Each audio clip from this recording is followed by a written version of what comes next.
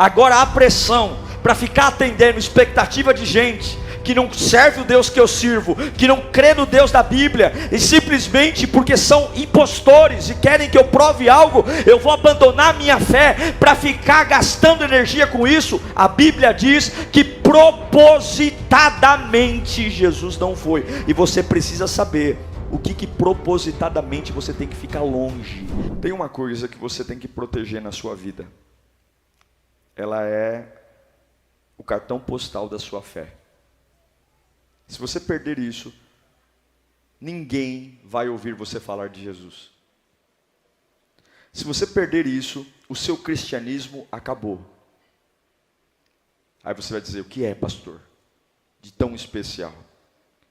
Uma fé cristã, ela é definida por uma coisa: o seu nível de alegria. Porque se de fato Jesus é tão bom quanto a gente diz, se de fato ele é tão maravilhoso como a gente prega, o mínimo que eu tenho que ser é alegre, é feliz. E tem uma coisa que destrói qualquer alegria. É o maior ladrão de alegria que já foi visto desde o início da humanidade. Chama-se pressão. A pressão mata qualquer alegria. Uma pessoa debaixo de pressão, a primeira coisa que ela perde não é a paz. A paz é depois, ela perde a alegria. E o diabo sabe que um crente sem alegria é um crente falido, é um crente que pode pregar bem, falar bem, mas não convence nem uma barata. Que Deus nos dê graça nessa noite. Abra sua Bíblia comigo, no Evangelho segundo escreveu João, capítulo 7. Evangelho de João, capítulo 7, nós vamos ler do 1 ao 13. Diz assim a Sagrada Escritura: Depois disso, Jesus percorreu a Galileia, mantendo-se deliberadamente longe da Judeia. Ou seja, deliberadamente conscientemente, ele não quis ir para a Judeia, porque ali os judeus procuravam tirar-lhe a vida. Mas ao se aproximar a festa judaica dos tabernáculos, os irmãos de Jesus lhe disseram: você deve sair daqui, ir para a Judeia, porque os seus discípulos, para que os seus discípulos possam ver as obras que você faz. Ninguém que deseja ser reconhecido publicamente, age em segredo. Visto que você está fazendo essas coisas, mostre-se ao mundo, pois nem os seus irmãos criam nele. Então Jesus lhes disse: para mim ainda não chegou o tempo certo. Para vocês, qualquer tempo é certo. O mundo não pode odiá-los, mas a mim odeia, porque dou testemunho de que o que ele faz é mal. Vão vocês à festa. Eu ainda não subirei a essa festa, porque para mim ainda não chegou o tempo apropriado. Tendo dito isso, permaneceu na Galileia. Contudo, depois que os seus irmãos subiram para a festa, ele também subiu, não abertamente, mas em segredo. Na festa, os judeus o estavam esperando e perguntavam: onde está aquele homem? Entre a multidão havia muitos boatos a respeito dele. Alguns diziam: é um bom homem. Outros respondiam: não, está enganando o povo. Mas ninguém falava dele em público por medo dos judeus. Curve sua cabeça, feche os seus olhos. Nós vamos ter poucos minutos aqui, então traga a sua atenção para cá. Espírito Santo de Deus, é a tua glória que nós queremos, é a tua glória que nós precisamos. Sem a tua glória estamos perdidos, sem a tua palavra não sabemos como agir, Pai. Tolo daqueles que andam segundo o seu próprio entendimento. A tua própria palavra diz que maldito é o homem que confia no homem, e mais enganoso do que qualquer outra coisa é o nosso coração. Então Deus fala conosco, Senhor. Todas as minhas teimosias, os meus orgulhos, as minhas manias, eu coloco de lado agora, para humildemente ouvir o Senhor. Fala conosco, Pai querido, em nome de Jesus. Amém. Amém. Eu quero falar com você sobre pressão para exercer e pressão para realizar. Parece que as pessoas olham para nós e sempre esperam alguma coisa. Sempre esperam alguma postura, alguma mudança, alguma ideia. E muitas vezes, assim como Jesus passou, a pressão muitas vezes não vem de longe, mas a pressão pode vir de perto. Essa pressão que eu estou lendo que Jesus enfrentou, veio de dentro da própria casa dele. Eu não sei se você sabe, mas Jesus tinha 7 irmãos, teve 7 irmãos. A Bíblia não relata se havia uma mulher, mas 7 irmãos. E agora, esses irmãos estão olhando para ele e dizendo o seguinte: olha, você fez muitos milagres aqui na Galileia. Jesus tinha acabado de multiplicar pães e peixes. A fama de Jesus estava correndo para todos os lados. E aí os irmãos dizem para ele assim: olha, se você quer ser famoso, se você quer realmente que as pessoas te sigam, você tem que ir para a Judéia. Não adianta você fazer os milagres aqui na Galileia, vá para a Judéia. Vai lá, porque ninguém que quer seguidores pode agir em secreto. Jesus está sendo pressionado para exercer e realizar o seu ministério. As pessoas estão empurrando ele para ele viver uma coisa que elas não sequer têm autoridade nenhuma para exigir alguma coisa. E uma coisa, gente, é lidar com a pressão do diabo.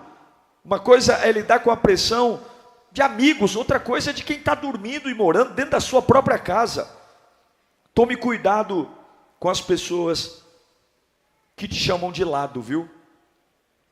Os irmãos de Jesus chamam ele de lado, dando uma sensação que estão preocupados com ele, dando uma sensação que estão interessados no crescimento dele. Toma muito cuidado com pessoas que te chamam de lado para colocar caraminholas na sua cabeça. Muitas vezes a sua vida está no eixo. Muitas vezes você está vivendo o tempo certo de todas as coisas. Mas tem pessoas endemoniadas, que poucas conversas, no chamando do canto, conseguem fazer tudo aquilo que estava muito funcionando bem, tornar-se algo que eu começo a entrar em pânico, como se a minha vida estivesse de mal a pior. Cuidado com as pessoas que te chamam de canto. Cuidado com as pessoas que você nunca viu orando, buscando a Deus, se santificando, que a própria família está mais arrebentada do que tudo, mas elas têm grandes conselhos para te dar. Elas têm grandes direções, porque se você as ouvir, elas dizem, seu ministério, sua família vai estourar. Eles olham para Jesus e falam, a festa dos tabernáculos é a festa mais importante para os judeus. Judeus no mundo inteiro vão para a Judéia. Você tem que estar lá. O que é a festa do tabernáculo? É aquela festa onde os judeus se reuniam para relembrar que a água saiu da rocha, que o maná caiu do céu. É a festa que mostrava que 40 anos de deserto não matou o povo hebreu, não matou a nação de Israel. Ou seja, eles estão dizendo, Jesus, se você não agir em público, você nunca vai ser conhecido por todos. Agora, é interessante perceber, põe para mim de novo o João 7,5, que a Bíblia diz que esses que estão dando boas dicas para Jesus, esses irmãos que estão tendo boas ideias a respeito do ministério dele, dizendo, não, vai para a Judéia, prega lá, porque você pregando lá, tudo vai mudar. O que a Bíblia diz sobre os irmãos de Jesus? Que eles também não criam nele. Uau! Então eu tenho alguém que aparentemente se preocupa comigo, que se preocupa com o meu futuro, que se preocupa com o meu destino, que está dizendo faça isso, faça aquilo, faça aquilo outro, mas ele no fundo, é tão incrédulo quanto todos os outros. Isso se chama síndrome do impostor. O nome disso é síndrome do impostor. Quando eu coloco uma pressão em alguém, para que ela prove algo para outra pessoa, quando no fundo eu quero que ela prove para mim, porque eu também não creio. É como aquela pessoa que o tempo todo fica mostrando que é inteligente, que é culto, lê, estuda, o dia inteiro fica publicando coisas sobre si mesma, que lê, porque no fundo, ela sabe que ela quer que as pessoas a vejam como inteligente, mas no fundo, ela se acha burra, ou ele se acha burro. Ou é aquela pessoa que fala de todo mundo, critica roupa de todo mundo, carro de todo mundo, mas no fundo ele tem um baita de um complexo de inferioridade com ele mesmo. A síndrome do impostor são pessoas que se fazem de forte para esconder as suas próprias fraquezas e mentiras. Ao invés dos irmãos de Jesus falarem assim, nós não acreditamos em você, ele diz, vai lá, se mostra para eles, porque eles não acreditam. Mas na verdade, eles também não acreditavam. Cuidado, gente, porque o diabo ele é astuto. E quando o diabo quer destruir você, ele envia pessoas. E a pressão para exercer, e a pressão para executar, pode destruir a sua alegria. E um cristão sem alegria é um cristão com defeito. Se a adoração for tirada, se a alegria for tirada da sua adoração, se a alegria for tirada da sua vida com Deus, acabou. Aparentemente parece ser algo bonito, sábio, mas na verdade, os irmãos de Jesus não criam nele. Não criam. A síndrome do impostor é aquela pessoa que aparentemente se preocupa, mas na verdade há uma falsidade, há uma hipocrisia. E se você não tiver uma boa cabeça, você pode perder tudo que Deus tem para você, porque há uma pressão para você exercer, e há uma pressão para você executar. E agora Jesus está numa pressão. Qual é a pressão? Você tem que provar que é o Messias. Não adianta você ficar aqui multiplicando pão e peixe na Galileia. Multiplica pão e peixe na Judéia. Não adianta você ficar aqui curando paralítico na Galileia. Aqui todo mundo te conhece, mas o centro está na Judéia. Você tem que ir para a Judéia. A Galileia é uma vila de pescadores. É na Judéia, é lá que o negócio acontece. É lá perto de Jerusalém, é lá que você vai ficar famoso, conhecido. Jesus está sendo pressionado, como muitos aqui estão sendo, para você ser bom, mostrar seu valor, mostrar sua envergadura cristã, mostrar que você é um bom pregador. Hoje as pessoas não pregam mais para transmitirem a mensagem, elas pregam para serem bons pregadores. Não é cantar para ministrar adoração, é cantar para mostrar que eu sei cantar. Não é servir para fazer a pessoa ter uma experiência, é servir para mostrar que eu sou servo. Essa pressão está matando a nossa essência. Essa pressão está matando o porquê das coisas. E é sobre isso que Jesus está sendo pressionado. Se torne um profissional, faça o que as pessoas querem, atenda a plateia, atenda a busca. E lamentavelmente, isso leva a alegria embora. Quantas igrejas tristes, quantas famílias tristes, profissionais maravilhosos, agoniados, quantos lares mortos, destruídos, porque há uma pressão para exercer, uma pressão para executar. É por isso que Jesus não se importou em fazer milagres. Ele olha para os irmãos dele e diz o seguinte: eu não vou. Jesus olha para os 7 irmãos e diz: eu não vou. Eu não vou. Eu não vou me sujeitar a fazer milagre em lugares errados e no tempo errado, só porque vocês querem, bonitões.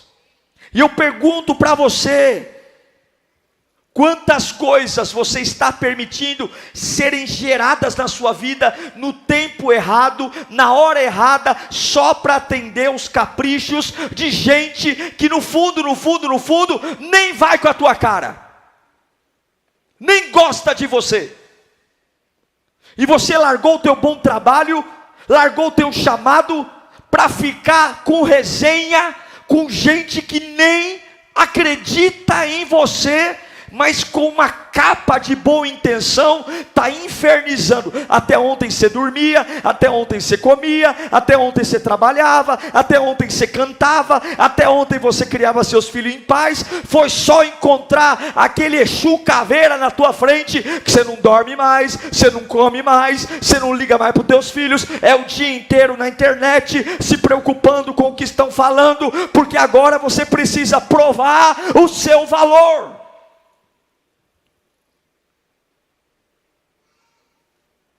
Jesus disse: eu não vou fazer por pressão. Eu não vou ser movido porque vocês desconfiam de mim. Põe o versículo 6, do capítulo 7. Leia comigo no 3. 1, 2, 3, vamos lá.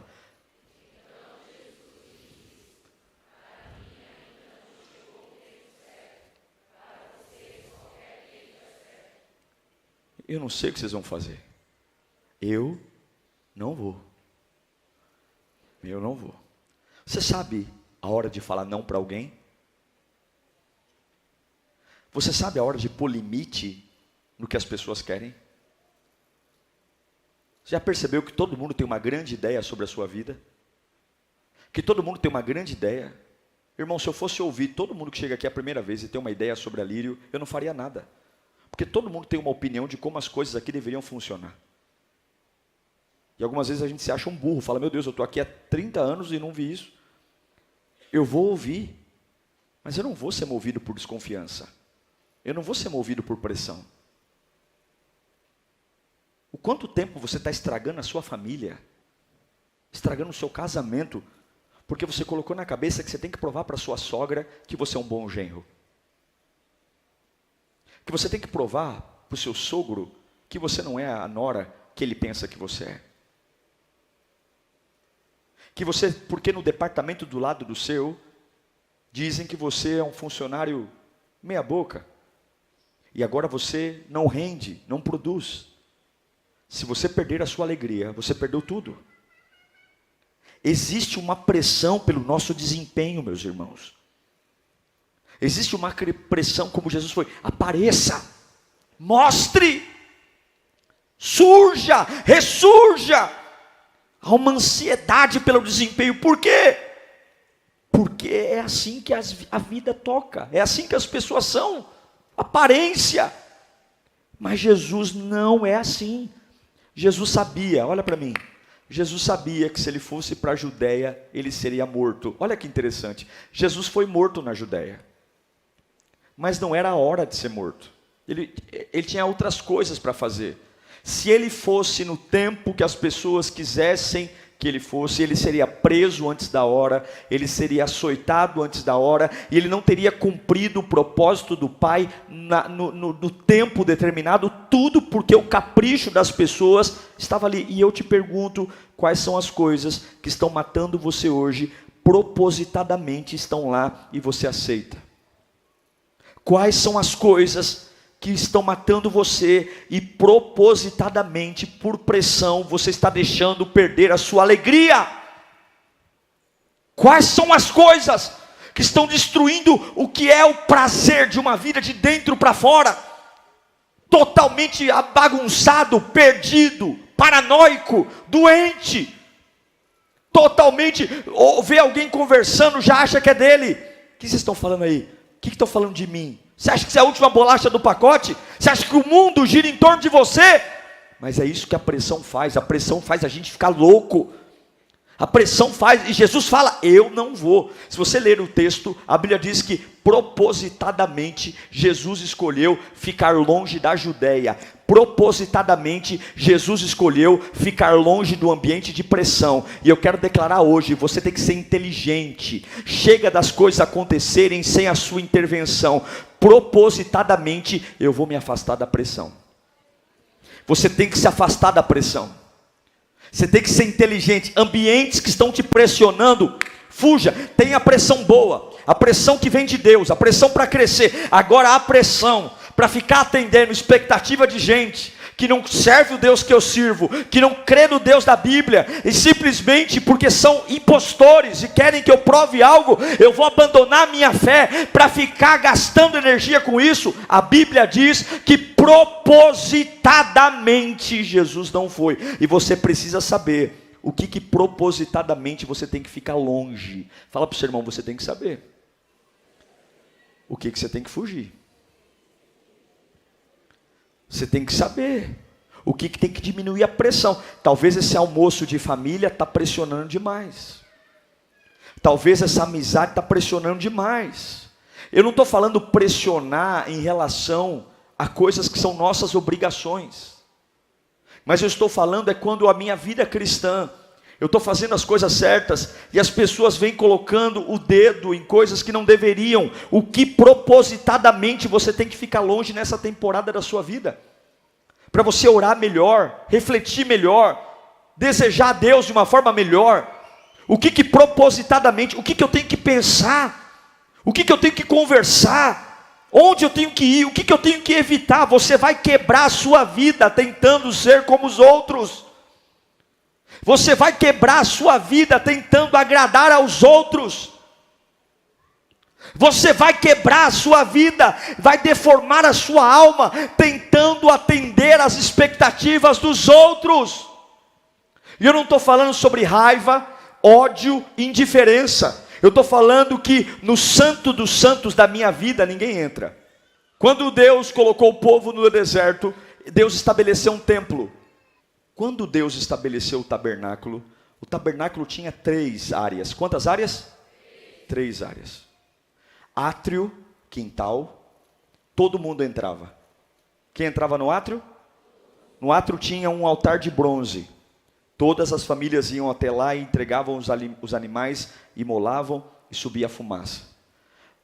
No meio do pátio, no meio do átrio do quintal, havia uma casa, um cômodo, dividido em 2. O primeiro deles chamava-se Santo Lugar. Tinham 3 elementos lá: altar de incenso para orações, mesa de pães, tinham 12 pães, e a menorá, que era o candelabro. Quem entrava no átrio? Você lembra? Todos. No Santo Lugar só entrava sacerdote. Ou seja, de todos, afunilou para sacerdote. Atrás do Santo Lugar tinha um lugar chamado Santo dos Santos. Havia um véu, um pano, e atrás do Santo dos Santos tinha uma arca, chamada Arca da Aliança. Dentro dela tinha a vara de Arão, o maná e a tábua das leis. E lá no Santo dos Santos só entrava o sumo sacerdote uma vez por ano. Essa é a representação da sua vida. No pátio da sua vida, todo mundo entra. No santo lugar da sua vida, só os sacerdotes. Quem é sacerdote? Pessoas que caminham comigo. No Santo dos Santos, só um entra. Quem é esse um? Deus. No meu Santo dos Santos, só Deus entra. E o que eu estou querendo dizer? Quanto tempo vai demorar para você aprender propositadamente dizer não aos apelos gerais que você está ouvindo, que estão deixando a sua vida tão pressionada, tão cansada, que valores tão importantes estão sendo perdidos. Olha aí, meu irmão, diga para todo mundo, olha, não me julguem, não me persigam, mas eu vou dizer uma coisa para você. Eu não sou tão forte como vocês pensam, eu não sou tão rápido como vocês pensam, eu não sou tão bom como vocês pensam, e eu tenho a minha velocidade. Está na hora de você começar a comunicar para as pessoas que você não é movido por opinião, você é movido pelo Espírito Santo de Deus. Seja obediente à temporada que você está. Jesus diz, eu não vou. Mas vai, eu não vou. Eu propositadamente não vou. Eu não vou. Eu não vou. Eu não vou por isso. E ele está olhando para a sua família. Eu os amo, mas obrigado, eu não vou. Obrigado pela dica, mas eu não vou. Porque às vezes há uma pressão para que você se sinta mais especial. Mas você já é especial para Deus. Irmãos, presta atenção uma coisa. Eu quero dizer que poucas pessoas na sua vida que você não escolheu te dão problema. 90% das pessoas que te dão problema estão na sua vida porque você escolheu. Repito, raras são as pessoas que você não escolheu que te dão problema. E antes de você crucificar as pessoas que estão te pressionando, antes de você chamá-las de capeta, capetolândia, perceba quem as trouxe para perto.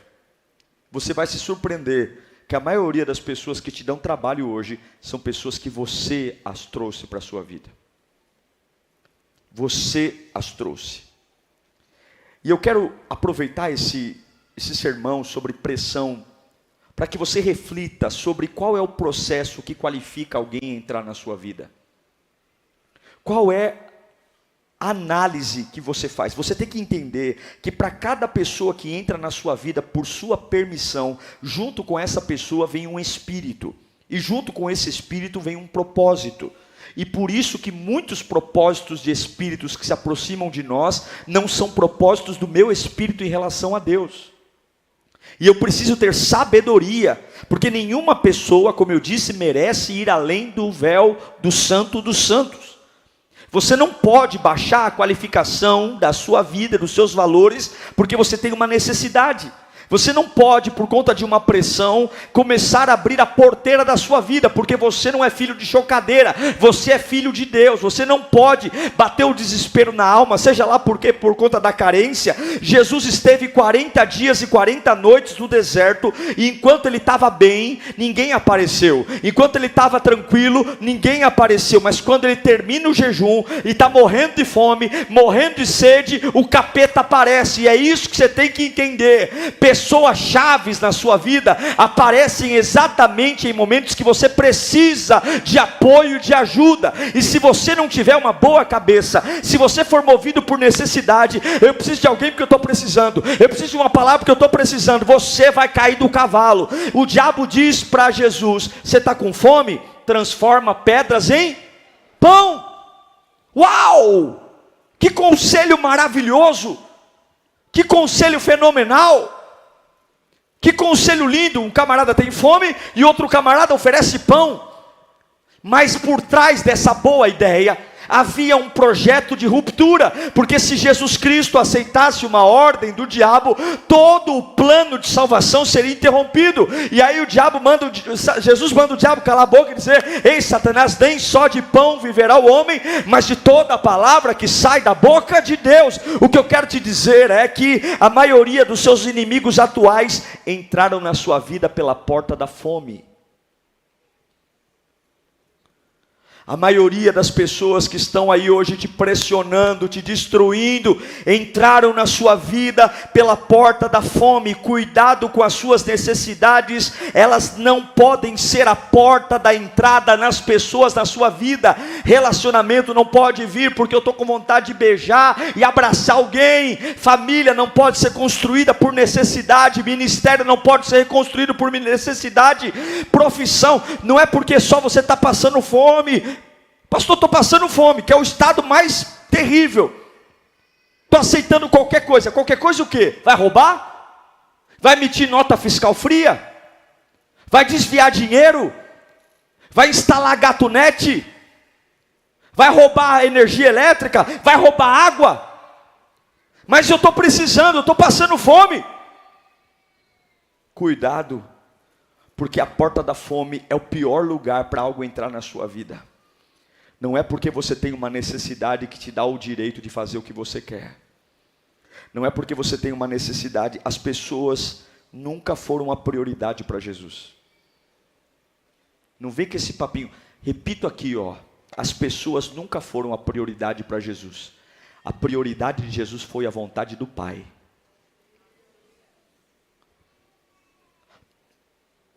Jesus ouvia a multidão, mas não parava na multidão.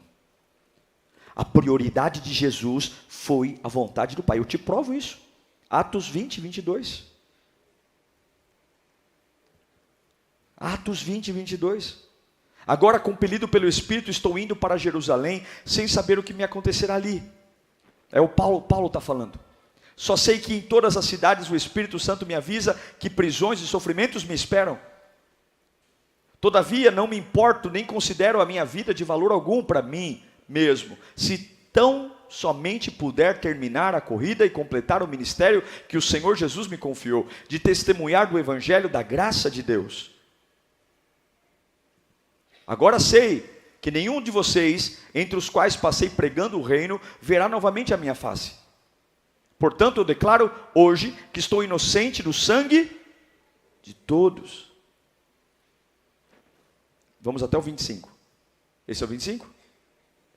É. Jesus diz, Paulo diz, eu amo as pessoas, mas eu não vou ser movido no tempo das pessoas. Porque o que torna bom não é beijo, abraço, cafuné. Você abençoa as pessoas quando cumpre o propósito de Deus. Veja, irmãos queridos, e aqui é o caminho para o encerramento. O que nos abençoou em Cristo? Eu estou em pé hoje por causa do quê? Da cruz. Não foi? Ele morreu, foi sepultado, e no domingo pela manhã ele, com a chave da vida e da morte em suas mãos. Nesse meio tempo todo, ele cuidou de um, abraçou outro, fez milagre. Mas o que mudou a minha vida, não foi quando ele disse para os fariseus, quem não tiver pecado atire a primeira pedra. Não foi quando ele olha para Zaqueu e vai para a casa de Zaqueu. Não. O que salvou a humanidade foi quando ele morreu e fez o que o Pai queria que ele fizesse. Se eu e você fecharmos mais a boca e fizermos mais a vontade do Pai, nós vamos abençoar muito mais a nossa família do que a quantidade de discursos prontos que a gente fica pregando dentro de casa. Se nós formos cristãos alegres, tomados pela glória de Deus e conscientes do chamado que Deus tem para nós, você vai abençoar muito mais a sua família do que esses debates bíblicos intermináveis que você tem, do que esse tipo de conversa chata que você tem, de ficar enfiando goela abaixo de todo mundo, o quanto é bom servir a Deus. Se você cumprir, qual é o propósito de Deus? Tenha uma vida em santidade. Qual é o propósito de Deus? Seja um adorador. Qual é o propósito? Seja um servo fiel. Qual é o propósito? Crie sua família no altar. Deixa que eles vejam, e pressão nenhuma vai mudar o fato de eu ter propósito. Por quê? Vão rir de você, vão zombar da sua fé, vão zombar de você. Eu me lembro de muitas vezes, irmãos, quando a Lírio era em outro lugar, um outro pastor aí mangava da gente.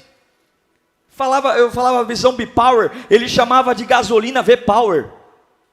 É a igreja do posto de gasolina, tem a gasolina V-Power. Mas bagunçava, falava, e só chegava no meu ouvido quanta coisa, e no meu orgulho humano, falava, eu tenho que provar alguma coisa para ele, eu tenho que provar que eu sou bom. Bobagem, eu era moleque, novo, idiota, e muitas vezes não tinha WhatsApp na época, eu escrevia uns e-mails meio grosseiro, coisas que eu olho para trás, hoje eu me envergonho, porque eu parei o meu bom trabalho, eu parei a minha adoração para jogar pérola aos porcos.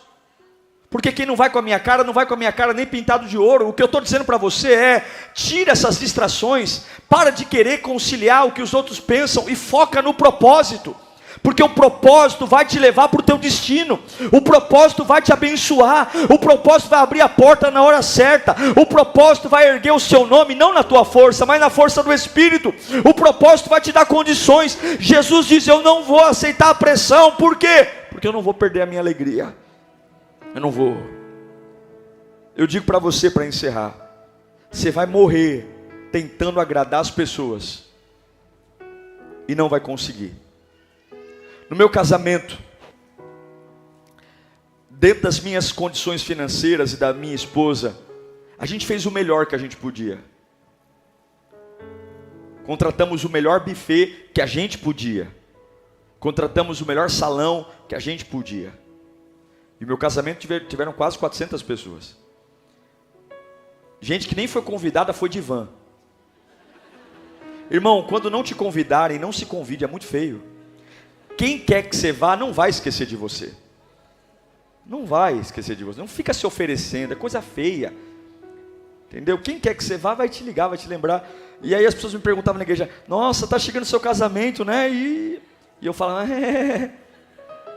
mas chegaram de van. Tá bom, todo mundo foi bem recebido, enfim. E é por isso que eu digo, faça para você, não pergunta a opinião de ninguém não.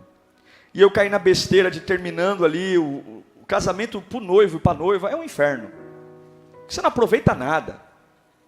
Eu mesmo só fiquei preocupado se está todo mundo comendo, está todo mundo bebendo, está todo mundo tranquilo. E aí, eu caí na bobagem de perguntar para uma pessoa o que ela tinha achado da festa. Ainda na festa. E eu fui achando que eu ia ouvir algo assim, maravilhoso, o casamento mais lindo que eu já fui na vida. É o que eu achava. Eu falava assim, vai ser a coroação do que eu estou imaginando. E aí a pessoa olhou para mim e falou assim, olha, e aí, como é que foi? Como é que estava o casamento? Foi bem servido e tal? Ah, o rondelli estava congelado por dentro. Eu vou fazer 16 anos de casado. Eu preciso de cura interior.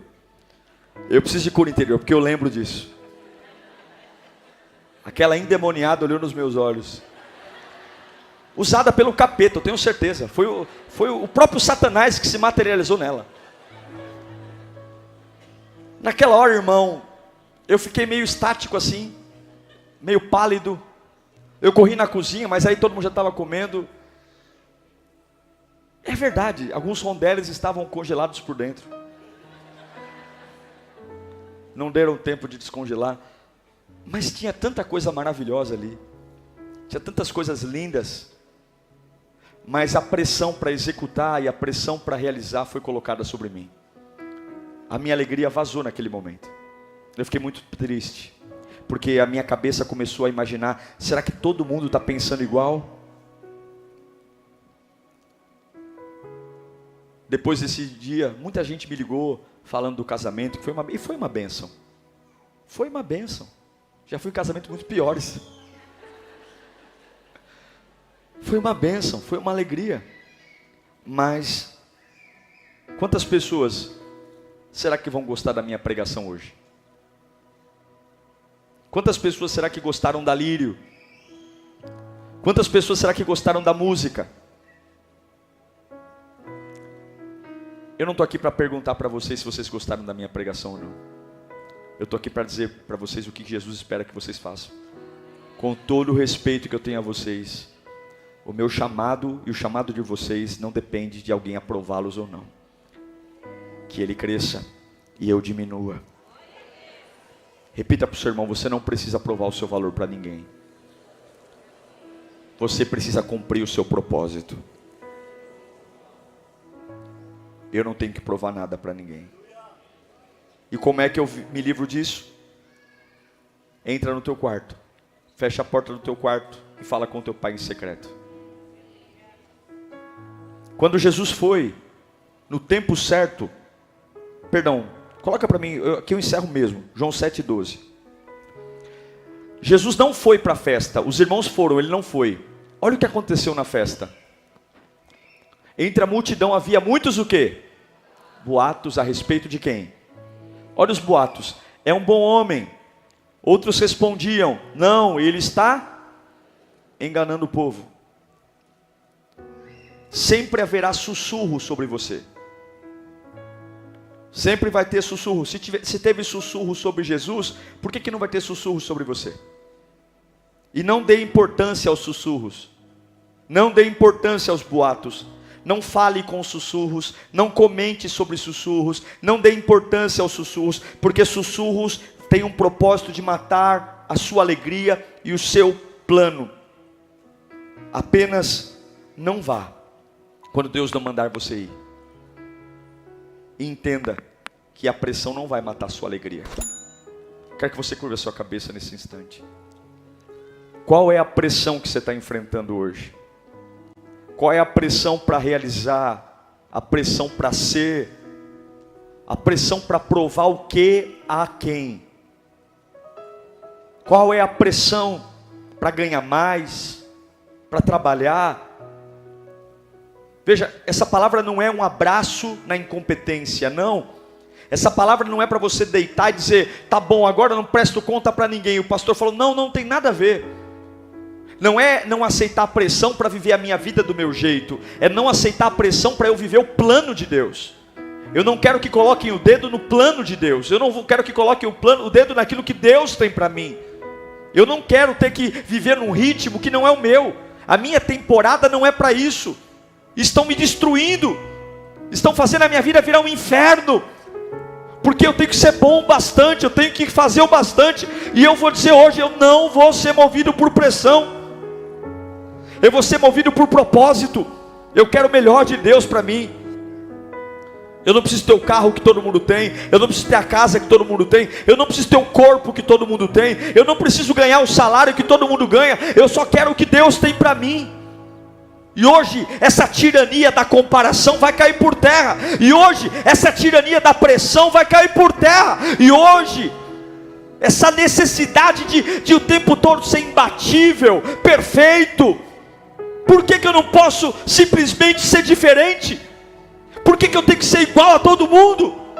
Por quê? Porque a miséria tem companhia, o sucesso é solitário. E é por isso que fracos querem trazer você para perto, para que você se torne como eles. Mas a palavra de Deus está clara aqui: não vá, não mude o seu bom trabalho, não saia dos teus propósitos, não mude a sua fé. Não comece a ouvir gente que te chama no canto e começa a colocar caraminhola na tua cabeça. Gente que nunca venceu em lugar nenhum, gente que nunca lutou batalha nenhuma, gente que a vida inteira é um fracasso, mas se acha no direito de te chamar no canto e dizer para você: faça isso, vai ali, faça aquilo ali. E você, tonto, para o teu bom trabalho para aceitar pressão de idiota, pressão de gente que não te ama. Os irmãos de Jesus não creram nele. Espírito Santo, eu oro para uma noite de libertação aqui, meu Deus. Eu oro para uma noite onde a pressão não vai matar a nossa alegria. Eu oro por maturidade, eu oro por discernimento, eu oro por inspiração, eu oro, Senhor, por velocidade, mas eu oro por dependência. E eu oro, meu Deus, porque nós temos que saber a hora certa de ir para a Judeia, nós temos que saber a hora certa de executar. Eu sei que o inimigo tem colocado pessoas ao nosso lado, e a porta da fome tem trazido pessoas que não devemos ter para perto de nós, pessoas que realmente não deveriam estar nos aconselhando, pessoas que não deveriam estar falando conosco, colocando angústia, colocando insatisfação, colocando crises internas. Mas eu peço a libertação nesta noite. Nos liberta dessa vida, meu Deus, nos liberta desses pensamentos, meu Pai. Me dá comprometimento com o teu plano. Eu quero estar compromissado com a cruz. Haja o que houver, venha o que vier, seja qual for a ideia, o pensamento, eu quero a tua presença. Eu quero a tua presença.